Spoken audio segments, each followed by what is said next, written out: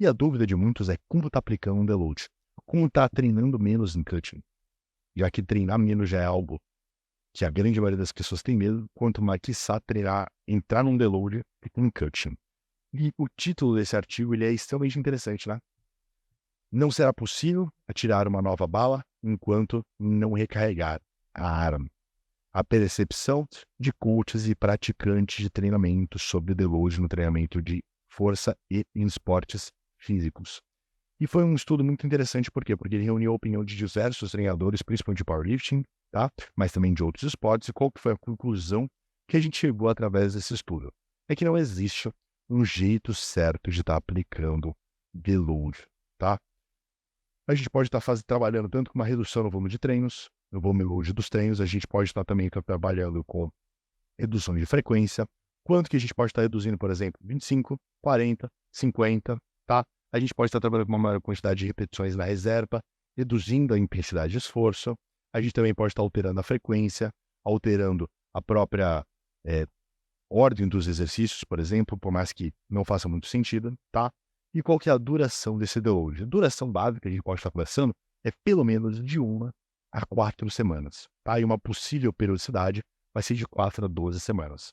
Mas isso aqui vai ser muito importante a gente prolongar ainda da nossa discussão, justamente para a gente estar avaliando mais alguns artigos, principalmente sobre a necessidade ou não de deixar períodos fixos para um deload. Bom, de quanto em quanto tempo que a gente está aplicando o deload?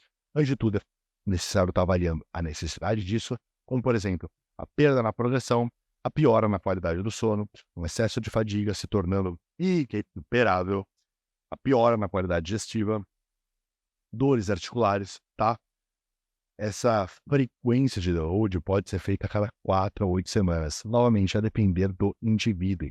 É muito importante sempre, novamente, fazer as anotações dentro do diário de treino, dentro de todo o planejamento, para saber tudo que vem sendo feito, com que vem sendo todas as progressões ao longo dos treinos, para fazer ajustes quando necessário, tá? Alguns indivíduos, por exemplo, podem nem precisar, nem requisitar de um deload. É muito importante saber avaliar a qualidade do treino e o real grau de esforço empregar. Quando a gente pensa em deload, a gente pensa, por exemplo, na redução total de carga dos treinos, tá? Reduzindo o peso, séries, exercícios, reduzindo a quantidade de repetições, diminuindo a proximidade com a falha, tá? Eu prefiro estar trabalhando com um devolve. Eu nunca acabo reduzindo a intensidade quando eu aplico isso. E o deload, basicamente, é a explicação, é o resultado de tudo isso aqui, de um experimento teórico e de um experimento prático com base em dados, certo? E muitos ainda questionam dentro do deload a necessidade de ficar ou não sem treinar. Antes disso, para a gente discutir essa questão, a gente precisa entender sobre os tipos de recuperação. Quando a gente pensa nos tipos de recuperação, a gente consegue estar trabalhando com 2 parâmetros dentro do deload, tá? Esse daqui, o que ele avaliou? Ele avaliou 6 semanas de acompanhamento, tá? 30 sujeitos. Era necessário pelo menos agachar 1,5 vezes o peso corporal dos indivíduos, tá? Então, portanto, os indivíduos que tinham 100 quilos, por exemplo, precisavam agachar com pelo menos 150 quilos. E eles avaliaram justamente a recuperação ativa, trabalhando com 15% do volume total das 6 semanas, e uma recuperação passiva, 7 dias totalmente off, sem treinar. Qual que foi a diferença e quais foram os achados dele? Basicamente, esse daqui foi o desenho feito, tá? Então aqui a gente tem o volume total de treino, e aqui como seria em deload, a parte ativa do deload, e aqui como seria todo o desenho de treino com a duração de praticamente 6 semanas, considerando uma 7ª semana para o deload, principalmente o deload ativo. Levando em consideração todas essas questões, os resultados foram: não existiu uma alteração na velocidade de execução, no parâmetro de performance, estado mental e na composição corporal. Talvez os indivíduos não precisassem ainda do deload para verem qualquer tipo de melhora. É uma hipótese que a gente pode estar mantendo como aberto. E também é muito importante lembrar que não houve atrofia muscular. Tem os 7 dias de descanso, tá? Não houve perda de massa muscular. Quando a gente pensa em deloads fixos, não trabalhando de deloads com maneira estratégica, por exemplo, a gente já sabe que dentro desse estudo, por exemplo, eles testaram 9 semanas totais com uma semana de deload no final dessas 9 semanas. Quando a gente pensa em questão de favorecimento em grupo para o tipo de ciência tradicional versus mais distal, por exemplo, tá? Favoráveis ao deload.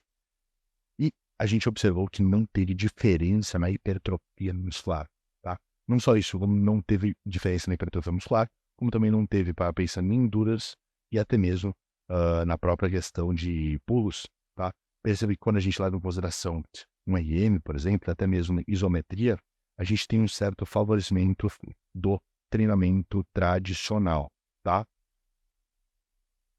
E, por incrível que pareça, ainda foi observado uma piora na força quando foi utilizado os deloads fixos, tá? Isso porque, novamente, porque os indivíduos não precisavam, tá? Quando eu levo em consideração a minha experiência dentro do que eu já trabalhei dentro da consultoria, dentro do que eu já trabalhei em treinando atletas e treinando indivíduos que treinam num nível mais alto, o deload, pós-deload, é a principal fase, é a fase onde os indivíduos mais decolam em questão de progressão ao longo dos treinos, tá? Quando bem aplicado, a performance nos treinos explode depois, tá? Tanto em força quanto em progressão, na motivação, na recuperação.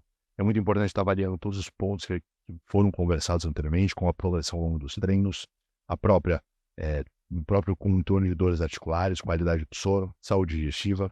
Pode ser que a progressão caia em alguns exercícios, mas não necessariamente. Isso é um sinal, isso é um sintoma, na verdade, do deload, tá? E é muito importante prevenir o estopim do estresse. Por isso que às vezes trabalhar com deloads mais frequentes é uma arma mais segura e uma arma mais pensando em proteção dessa questão de estopim de estresse.